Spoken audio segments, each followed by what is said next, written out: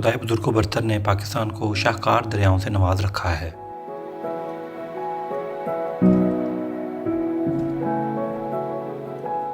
शुमाली इलाकों से निकलने वाले ये दरिया कुदरती हुस्न को चार चांद लगा देते हैं।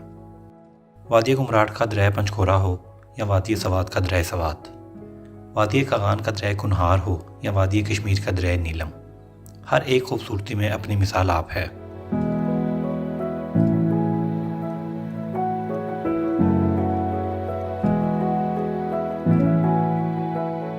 ये फैसला करना नामुमकिन है कि इन दरियाओं में सबसे खूबसूरत दरिया कौन सा है। सैकड़ों किलोमीटर तवील इन दरियाओं में बेशुमार ऐसे मकामात आते हैं जिन्हें देखकर जन्नत का गुमां होता है।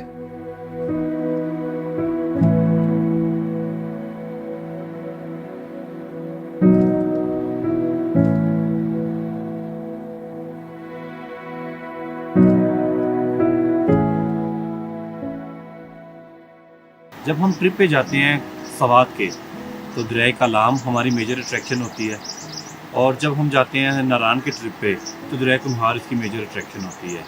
इसी तरह जब आप कश्मीर के टूर पे जाते हैं तो दरिया नीलम इसकी मेजर अट्रैक्शन है, और नारान और कलाम के टूर में आपको दूसरी लोकेशंस ज़्यादा अपील करती हैं, लेकिन मेरे ख्याल से जो कश्मीर का ट्रिप है इसमें दरिया नीलम आपकी मेजर अट्रैक्शन रहती है। ये आपको ऐसे ऐसे खूबसूरत व्यूज़ दिखाता है। और आपस की मैं आपको बात बताऊं, इस दरिया की असल खूबसूरती ना केरन के बाद स्टार्ट होती है। बहुत ज़्यादा लोग हैं केरन से वापस चले जाते हैं या शारदा तक जाते हैं या केल तक जाते हैं, लेकिन जो इसकी वाइल्ड ब्यूटी है वो केल के भी बाद में समझता हूँ शुरू होती है। इसके इतने ज़बरदस्त इसमें नाले गिरते हैं आके अस्तोर वैली से और उसके बाद ग्रेस वैली से। इस वक्त मैं ग्रेस वैली में खड़ा हूँ। ग्रेस वैली का ज़्यादा जो पार्ट है वो इंडियन ऑक्यूपाइड कश्मीर में है और उसका थोड़ा सा पार्ट हमारे पास है, और यहाँ पे फॉरेस्ट डिपार्टमेंट की खसूसी तवज्जो है दरख्तों पे। जब आप निकलते हैं केल से तो थोड़ी देर बाद ही आपको इतने घने जंगल नज़र आना शुरू हो जाते हैं, और उनमें से फिर दरिया जो आपको नज़ारे दिखाता है तो आपके मुंह से बेख्तियार सुभान अल्लाह निकलता है। तो मैं इस वक्त ताओबट के एंडिंग पॉइंट पे खड़ा हुआ हूँ। यहाँ से दरिया नीलम एंटर हो रहा है पाकिस्तान में, और अब मैं जाऊँगा इस दरिया के साथ साथ जहाँ तक जा सकता हूँ। देखते हैं इसमें कौन कौन से नाले गिरते हैं, और मुकामियों से पूछेंगे कि नाले कहाँ से आ रहे हैं। तो ये सारी चीज़ें हम कवर करेंगे। इस सारे एरिया में कहीं कहीं ड्रोन पे पाबंदी है और कहीं कहीं नहीं, तो मेरे साथ रहिएगा। मैं इस वक्त शुरू हो रहा हूँ, ये ब्रिज है बड़ा फेमस ताओबट का, यहाँ से शुरू हो रहा हूँ।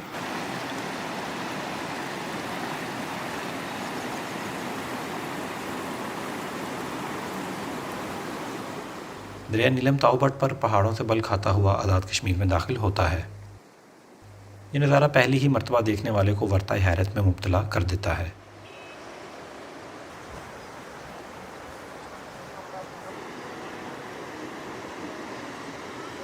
अगर आप मुझसे पूछें कि मुझे इन दरियाओं में किस दरिया का कौन सा मुकाम सबसे ज़्यादा पसंद है, तो मेरा जवाब होगा दरिया नीलम पर ताओबट का मुकाम।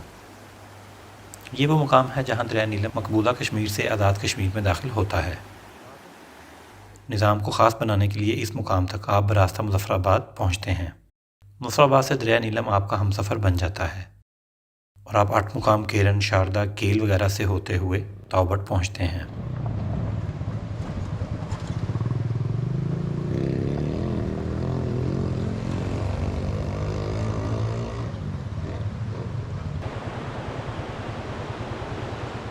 हरी हरी वादी और शफाफ पानी, शहरों से जाने वालों को तो अपनी आंखों पर यकीन ही नहीं आता कि वो इस कदर दिलकश नज़ारा देख रहे हैं।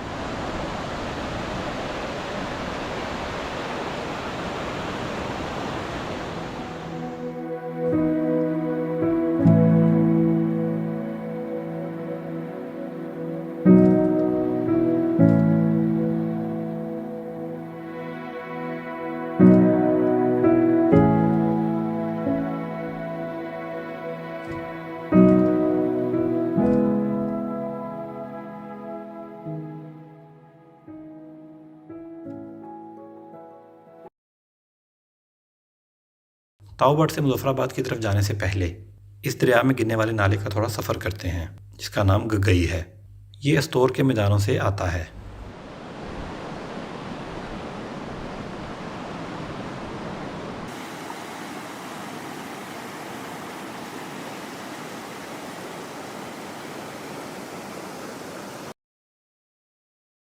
फितरत के हुस्न के बारे में जो हम किताबों में पढ़ते हैं, ताओबाट इससे अगली मंजिलों का निशान है।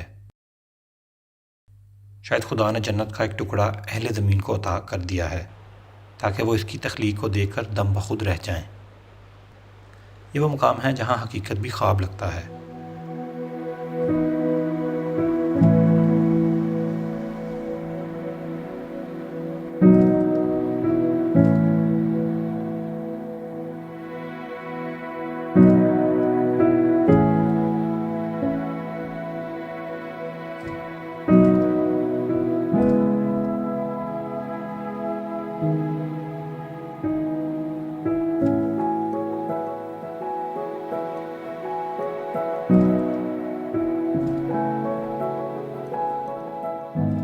मैं ताओबाट वाला को क्रॉस करके थोड़ा आगे तक जाऊंगा। ये वो कश्मीर का हिस्सा है जहाँ सबसे कम लोग आते जाते हैं और मुझे ऐसी जगह फितरत के ज़्यादा करीब महसूस होती हैं।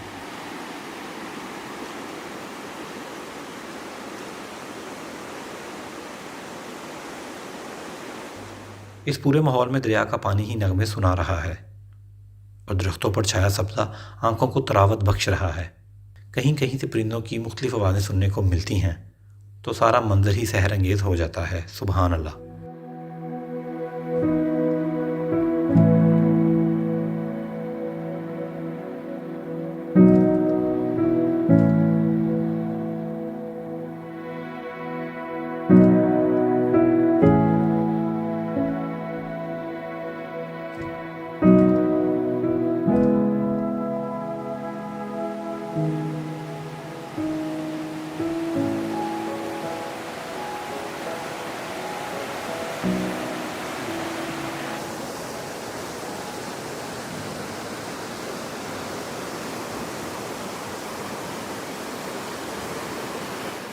मैं ताओबाट की तरफ से मुजफ्फराबाद की तरफ निकल पड़ा हूँ और आज के सारे सफ़र में दरिया नीलम मेरे साथ होगा। इस वक्त मैं गुरेज़ वैली में से गुज़र रहा हूँ जिसका ज़्यादातर हिस्सा मकबूजा कश्मीर में वाक़या है।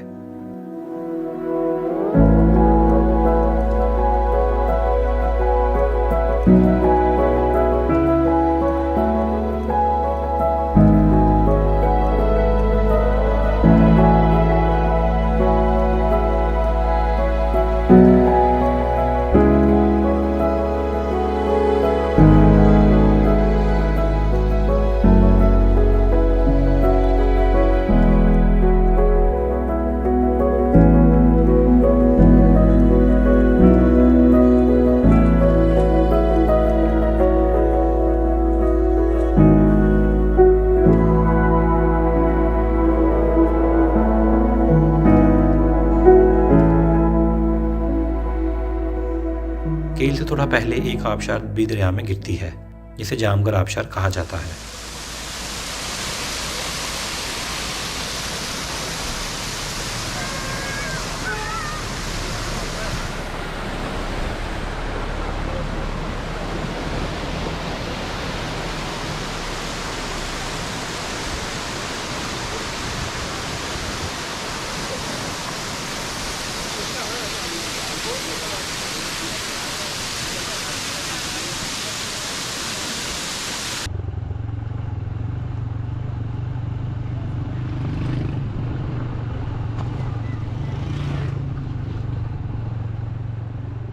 केल के बाद दरिया नीलम कभी सड़क के बहुत नीचे चला जाता है तो कभी सड़क के साथ बहने लगता है। इस पूरे सफ़र में कहीं कहीं घने जंगल आते हैं तो कहीं दरिया के दूसरी जानिब बहुत ही खूबसूरत आबशारें दरिया नीलम में शामिल होती हुई नज़र आती हैं।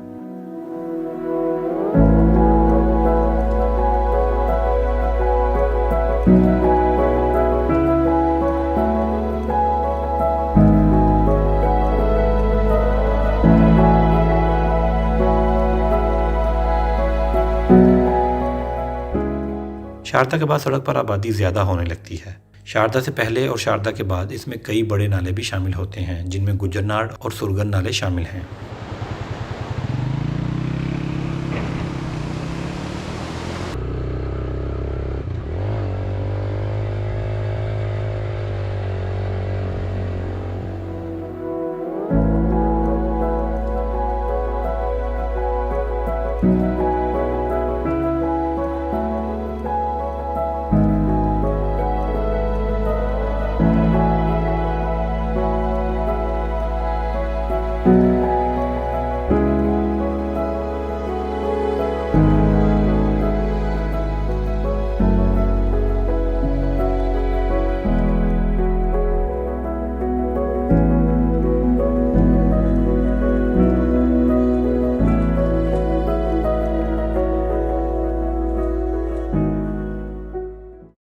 केरल के बाद सड़क बेहतरीन हो जाती है और मुसलसल नालों और आबशारों के गिरने से इसमें पानी की मिकदार भी काफ़ी बढ़ जाती है।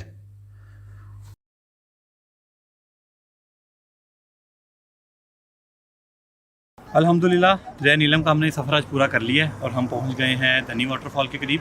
2-3 किलोमीटर पीछे नीलम झेलम डैम था और मेरा प्रोग्राम यही था कि मैं जब ताओबट से निकला था तो मैं इसको नीलम झेलम डैम तक कवर करूंगा, क्योंकि मेरा घर वालों के साथ एक प्रॉमिस है कि मैं रात के वक्त बाइक नहीं चलाऊँगा। तो मेरा ख्याल था कि मैं यहाँ तक पहुँच जाऊँगा। अभी वैसे 1 घंटा है मगरिब होने में भी, हम इसको आगे तक लेके जा सकते हैं, लेकिन दरिया बहुत नीचे और कहीं बहुत ऊपर जाएगा और वैसे भी डैम का जो रिजर्वायर है उसके बाद इसका पानी जो है वो 20% रह जाता है पीछे। हमने तकरीबन 160-70 किलोमीटर का सफ़र तय किया है और बहुत ही एफर्ट थी, जिसमें से 70-80 किलोमीटर तो सड़क थी ही नहीं।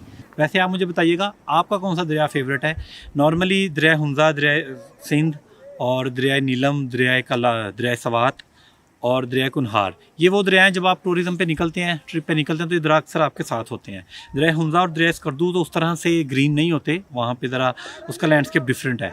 तो नॉर्मली इन 3 दरियाओं को ही कंपैरिजन किया जाता है ग्रीनरी की वजह से। आप मुझे बताइएगा आपका फेवरेट दरिया कौन सा है और ये एपिसोड आपको आज कैसा लगा। मेरी बहुत एफर्ट लगी है, लिहाजा इसको लाइक कीजिएगा, कमेंट कीजिएगा और मेरे चैनल को सब्सक्राइब कीजिएगा। अल्लाह हाफ़िज़।